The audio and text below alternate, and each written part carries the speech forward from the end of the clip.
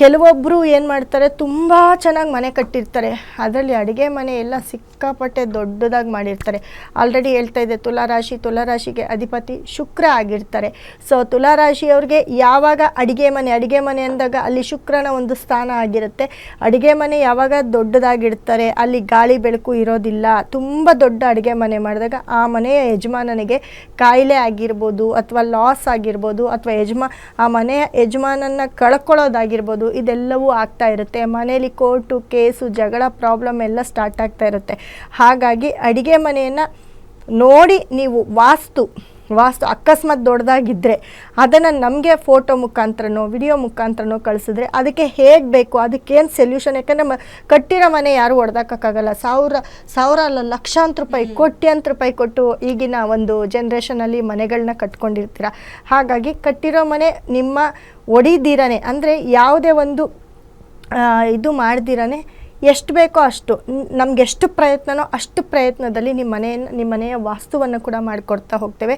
ಹಾಗಾಗಿ ನಿಮ್ಮ ಮನೆಯ ಒಂದು ಫೋಟೋ ವಿಡಿಯೋನ ಕಳಿಸಿದ್ರೆ ವಾಸ್ತುಗೋಸ್ಕರ ಅಲ್ಲಿ ಏನು ಬೇಕು ಅನ್ನೋದು ಆನ್ಲೈನ್ ಮುಖಾಂತರನೂ ಹೇಳ್ತೀವಿ, ವಿಡಿಯೋ ಕಾಲ್ ಮುಖಾಂತರನೂ ಹೇಳ್ತೀವಿ.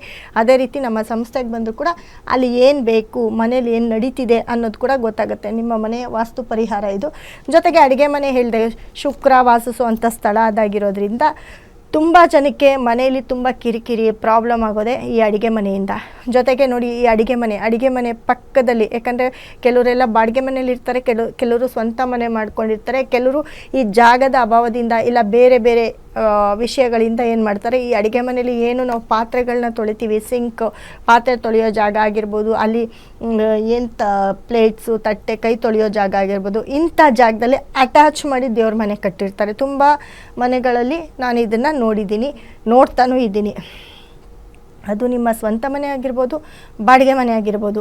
ಯಾರ ಮನೇಲಿ ಅಡುಗೆ ಮನೆ ಪಕ್ಕದಲ್ಲಿ ಅಟ್ಯಾಚ್ ಆಗಿ ದೇವ್ರ ಮನೆ ಇರುತ್ತೆ, ಅದರಲ್ಲೂ ಏನು ನೀವು ಕೈ ತೊಳ್ಕೊಳ್ತೀರಾ, ಪಾತ್ರೆ ತೊಳಿತೀರಾ, ನೀವೇನಲ್ಲಿ ಮುಸ್ರೆ ಎಂಜಿಲ್ನ ಎಲ್ಲಿ ಹಾಕ್ತೀರಾ, ಅದಕ್ಕೆ ಅಟ್ಯಾಚ್ ಆಗಿ ಎಲ್ಲಿ ದೇವ್ರ ಮನೆ ಇರುತ್ತೋ ಅವ್ರ ಮನೇಲಿ ಕಷ್ಟ ತಪ್ಪಿದ್ದಲ್ಲ. ಅವ್ರ ಮನೇಲಿ ಯಾವತ್ತೂ ದುಡ್ಡು ನಿಲ್ಲಲ್ಲ.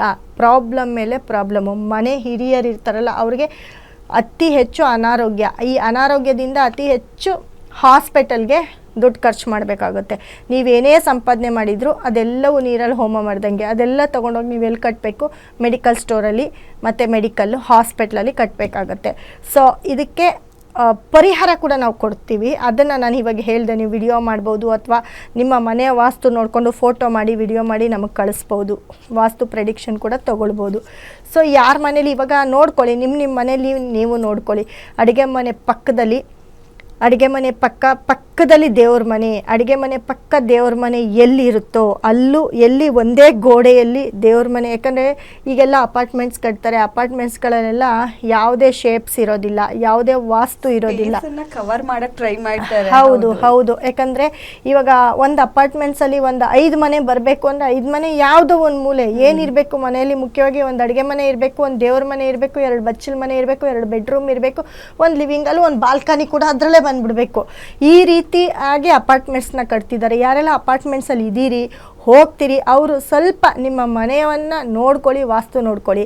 ಅಪಾರ್ಟ್ಮೆಂಟ್ಸ್ಗಳಲ್ಲಾಗಿರ್ಬೋದು ಅಥವಾ ಬಾಡಿಗೆ ಮನೆ, ತುಂಬ ಜಾಗ ವೇಸ್ಟ್ ಮಾಡ್ದಿರಾ ಚಿಕ್ಕದಾಗಿ ಮನೆಗಳು ಕಟ್ಟು ಬಾಡಿಗೆ ಪರ್ಸ್ಗೆ ಕೊಡ್ತಾರೆ. ಅಲ್ಲೂ ಕೂಡ ಅಷ್ಟೇ, ಎಲ್ಲೂ ಜಾಗವನ್ನು ವೇಸ್ಟ್ ಮಾಡಲ್ಲ. ವೇಸ್ಟ್ ಮಾಡಬಾರ್ದು ಅಂತಂದರೆ, ವೇಸ್ಟ್ ಮಾಡದೇ ಇರೋಕ್ಕೋಸ್ಕರ ಎಲ್ಲಿ ಏನು ಬೇಕೋ ಅದನ್ನು ಕಟ್ಟಿರಲ್ಲ. ಎಲ್ಲೆಲ್ಲಿ ಜಾಗ ಇರುತ್ತೋ ಅಲ್ಲಲ್ಲಿ ಯಾವುದೋ ಒಂದೊಂದು ಹಾಕ್ಬಿಟ್ಟು ಕಟ್ಟಿರ್ತಾರೆ.